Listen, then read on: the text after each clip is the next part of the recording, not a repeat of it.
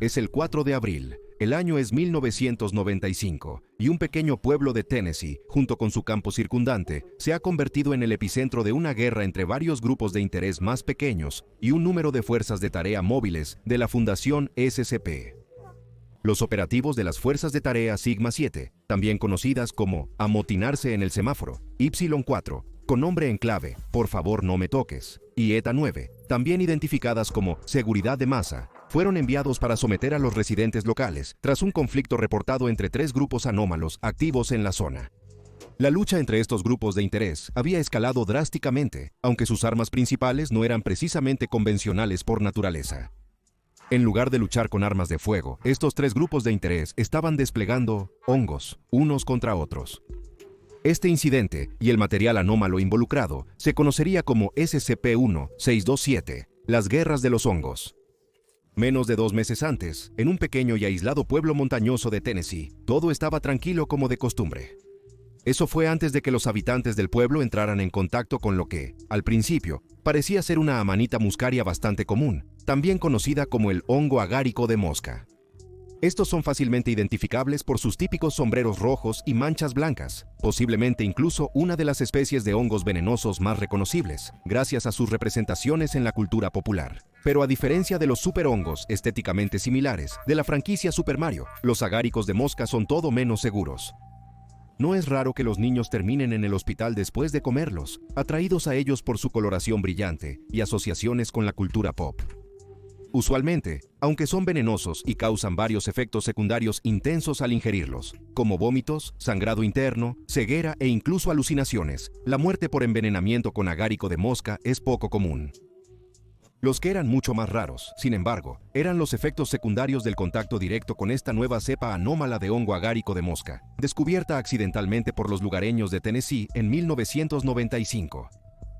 Los sucesos inusuales habían comenzado a principios de ese año, cuando un grupo de individuos desconocidos para los lugareños irrumpieron inesperadamente en la plaza del pueblo la noche del 14 de febrero, exactamente a las 8 en punto de esa noche.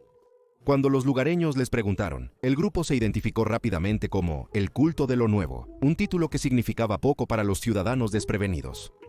No hace falta decir que la llegada de un atrevido y extraño culto a su hogar normalmente seguro y tranquilo fue lo suficientemente inquietante, pero lo que siguió fue peor, mucho peor. Los miembros del culto de lo nuevo produjeron muestras de las extrañas setas, aparentemente habiéndolas cosechado personalmente. Luego utilizaron SCP-1627 para realizar un extraño ritual, revelando las propiedades anómalas de este hongo cuando entra en contacto directo con seres humanos. Usando a miembros de su propio número como participantes dispuestos, el culto de lo nuevo hizo que varios entre ellos ingirieran las setas. Hacer eso con normalidad habría resultado en una persona experimentando los efectos secundarios típicos de la intoxicación por agárico de mosca. Sin embargo, comer SCP-1627 bajo criterios específicos llevó a algo mucho más extraño.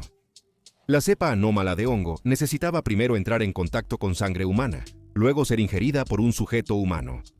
Luego, si se la ingiere en ausencia de luz solar directa, la persona que come el hongo encontraría que su cuerpo se transfigura rápidamente. Al completar los pasos mencionados anteriormente, utilizando su propia sangre, crucialmente, los miembros del culto de lo nuevo se transformaron en casos de lo que más tarde se conocería como SCP-1627-A. Al completar su proceso de transformación, estos nuevos casos de SCP-1627-A parecerían inicialmente seguir siendo humanos. Sin embargo, cualquier lesión interna o externa, u otras formas de daño a sus cuerpos, se curarían completamente al completar el ritual fúngico. Todo, desde daño tisular y nervioso, hasta infecciones bacterianas o virales, incluso cánceres, podría curarse al ingerir SCP-1627 en combinación con la propia sangre de uno. Las únicas condiciones que no se verían afectadas por la transformación serían las mutaciones genéticas congénitas heredadas de parientes. Los sujetos SCP-1627-A no solo recibieron un claro certificado de salud en términos de cualquier enfermedad y lesión previa, sino también una resistencia casi permanente contra cualquier daño futuro. Podían resistir la infección por patógenos de todo tipo, así como sobrevivir durante periodos prolongados de tiempo sin necesidad de comida o agua, funcionando completamente normal, sin sucumbir a la deshidratación o al hambre. Aunque parecían conservar su forma y características humanoides originales, estos sujetos se podían distinguir de otros miembros del culto de lo nuevo por el tenue resplandor blanco que emanaba de dentro de sus cuerpos. Este resplandor solo sería notable en áreas con una iluminación de no más de 100 lúmenes, curiosamente similar a la bioluminiscencia de algunas especies de hongos. Como pronto aprenderían los residentes menos afortunados de este aislado pueblo de Tennessee, el contacto directo con la piel de un sujeto que se había convertido en un caso de SCP-1-627-A era inevitablemente fatal. Inicialmente, ser tocado por una de estas infecciones fúngicas parecía curar cualquier lesión e infección que estuviera presente en una persona no anómala. No obstante, durante unas 2 semanas después del contacto, la persona experimentaría un rápido deterioro en la capacidad de sus células para dividirse y crecer. Esto causaría que su cuerpo se apague rápidamente, hasta que muera por causas naturales similares a las asociadas con la vejez.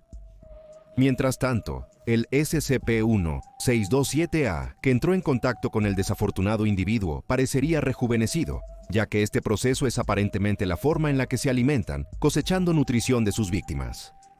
Cuando el culto de lo nuevo entró en la plaza del pueblo, no solo estaban creando casos de SCP-1617-A, sin embargo, completar los pasos del ritual, pero usando la sangre de otra persona en lugar de la propia, resultaría en que los sujetos se conviertan en casos de SCP-1-627-B. A diferencia de la otra posible mutación fúngica, los sujetos que se convierten en SCP-1-627-B, después de la transformación, presentan una pigmentación oscura uniforme en todo su cuerpo, con la excepción de 2 puntos de luz. Estos se encuentran en la mitad superior del sujeto y parecen funcionar como ojos. Puede ser difícil de determinar, ya que estos sujetos adoptan una forma más informe cuando están estacionarios y parecen ser semisólidos, entre líquido en movimiento y materia viscosa. A pesar de parecer menos humanoides que sus contrapartes SCP-1-627-A, los casos de SCP-1-627-B aún son conscientes y sapientes, y siguen siendo capaces de vocalizaciones. Sin embargo, la mayoría de los sujetos que pasan por este proceso de transformación no conservan sus personalidades originales después. En cambio, parecen adoptar un comportamiento mucho más depredador, a menudo atacando y matando a su presa por medio de la asfixia. Usando su estado semisólido, los casos de SCP-1-627-B entrarán a la fuerza en el tracto respiratorio de sus víctimas, típicamente a través de la nariz, la boca o una combinación de ambos simultáneamente. Bloquear estas vías aéreas esenciales causa una muerte agonizante para su objetivo, después de lo cual los sujetos SCP-1-627-B continuarán ingresando al cadáver de la víctima. Una vez dentro, la viscosa mutación fúngica consumirá el sistema cardiovascular de la persona, su sistema nervioso y, en casos donde estos estén presentes en un cuerpo, el sistema reproductivo también. Una vez que los sistemas y órganos internos clave de su presa han sido devorados, el caso SCP-1-627-B excretará conservantes en los tejidos restantes para evitar que el resto del cadáver se descomponga. Esto se debe a que, inquietantemente, incluso tras haber consumido el interior de una persona, el hongo aún tiene utilidad para ellos. SCP-1-627-B habitará cadáveres humanos para infiltrarse en áreas pobladas, mezclándose con los locales, y normalmente viviendo entre otros organismos SCP-1-627-B. Usualmente se les halla adheridos en grupos de 3. Sin embargo, algunos se han hallado en grupos de hasta 7, y otros incluso viven en solitario, piloteando estos cuerpos, mientras que SCP-1-627-B no puede mantener una forma humanoide sólida consistentemente fuera. Pueden permanecer dentro de un cadáver anfitrión indefinidamente. 2 posibles mutaciones resultantes de un ritual con un hongo anómalo, uno permaneciendo humanoide en forma, drenando las células de las personas para nutrirse, el otro una masa sin forma que necesita ocupar cuerpos humanos como recipientes para sobrevivir. Los casos de ambos SCP-1-627-A y SCP-1-627-B fueron creadas por el culto de lo nuevo, establecidas para proclamaciones de poder y evolución de los miembros del culto. Los habitantes del pueblo, aterrados por las repentinas transformaciones presenciadas, se enfurecieron y estalló un motín entre la multitud reunida. Esto resultó en una masacre, donde aquellos que vivían en el pueblo intentando defender sus hogares, aprendieron rápidamente que los casos de SCP-1-627-A y SCP-1-627-B eran invulnerables al daño físico. Las balas los atravesaban, pero las heridas se cerraban en segundos. Los golpes podrían haber arrancado trozos de su carne fúngica, pero esta solo se regeneraba rápidamente a tiempo para un contraataque. La lucha duró toda la noche, lo que llevó a la muerte de todo el culto y varios civiles. Pero la guerra estaba lejos de terminar. El día siguiente, después del incidente en la plaza del pueblo, los habitantes restantes se dividieron en 3 facciones, tomando control de varias áreas dentro del pueblo. El grupo más grande era los Cazadores de Luz del Día, quienes se alinearon con casos de SCP-1-627-A. Parecía que, sin el culto de lo nuevo manteniéndolos en línea, las diferentes mutaciones de SCP-1627 no estaban precisamente en los términos más amigables. Así que los Cazadores de Luz del Día se equiparon con máscaras de gas y trajes de cuerpo completo para protegerse de los métodos de caza de SCP-1-627-B. Se volvieron extremadamente hostiles con cualquier persona que no reconocieran como parte de su número, dado que cualquier persona podría ser un caso de SCP-1-627-B piloteando un cadáver.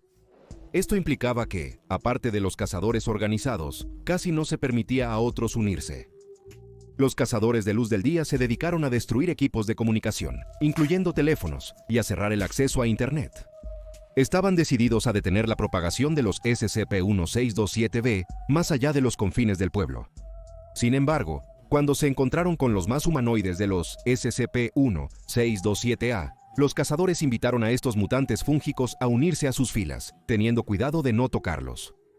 Durante el transcurso de los 2 meses siguientes, se descubrió que tanto los SCP-1-627-A, así como los SCP-1-627-B, se volverían susceptibles a la inanición después de 3 semanas, si no recibían la nutrición requerida.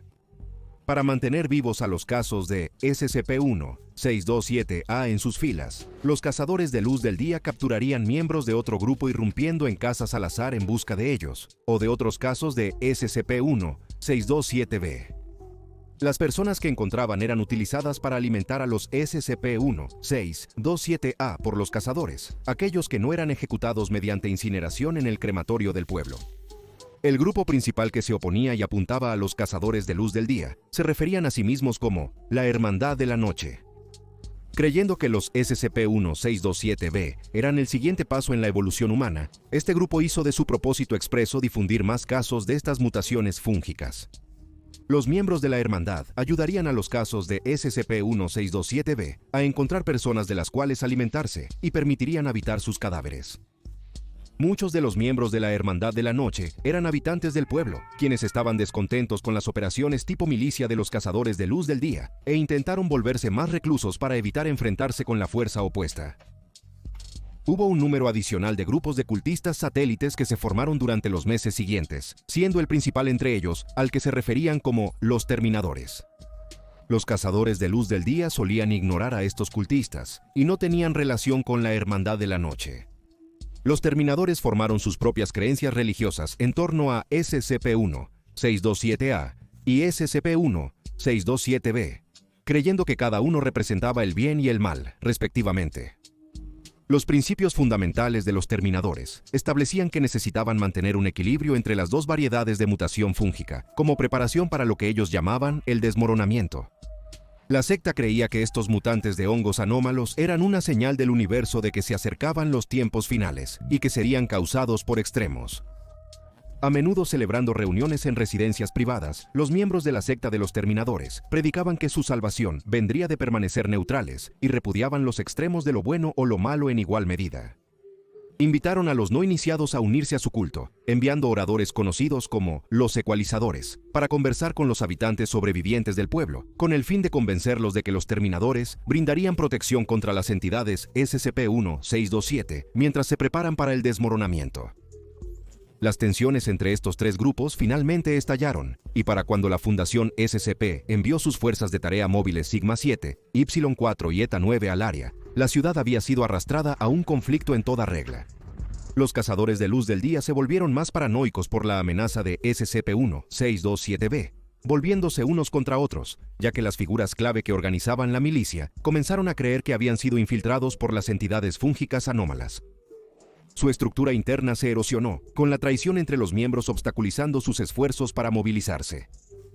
Mientras tanto, la Hermandad de la Noche lanzó un ataque masivo cuando liberaron 20 casos de SCP-1-627-B en la ciudad. lograron mantener a estos mutantes ocultos de los cazadores y ahora los dejaban libres para cazar. Al mismo tiempo, los miembros de la hermandad también comenzaron a dar hongos SCP-1-627 a las personas al azar, cada uno habiendo sido cubierto en sangre para generar un nuevo caso de SCP-1-627-B. Los terminadores también estaban tomando medidas radicales y comenzaron a matar a otros habitantes del pueblo indiscriminadamente, utilizando varios métodos inventivos que no involucraban contacto directo.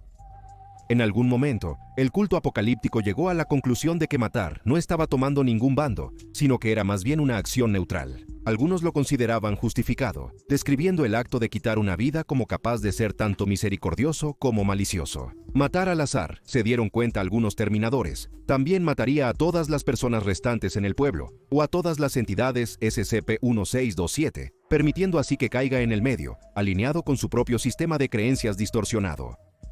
Cuando llegaron los operativos de la Fundación SCP, se promulgó el protocolo de brotes anómalos RO-05 y se sometió a la mayoría de los habitantes del pueblo. Se llevó a los miembros de cada una de las 3 principales facciones que se habían formado para ser interrogados, mientras que los casos sobrevivientes de SCP-1-627-A y SCP-1-627-B fueron reunidos y puestos en contención. Con el pueblo puesto en cuarentena, se utilizaron amnésicos de clase A para borrar los recuerdos de todos los involucrados, y cualquier información sobre las 3 facciones o los eventos que habían ocurrido en el pueblo fue recopilada por la Fundación. Por lo que cualquiera sabría, las llamadas guerras de los hongos nunca ocurrieron, pero en un área de bosque de 50 kilómetros cuadrados no muy lejos del pueblo, SCP-1-627 continúa creciendo. Ahora ve a ver el SCP-407, la canción del Génesis, y el SCP-354, la piscina roja, para más.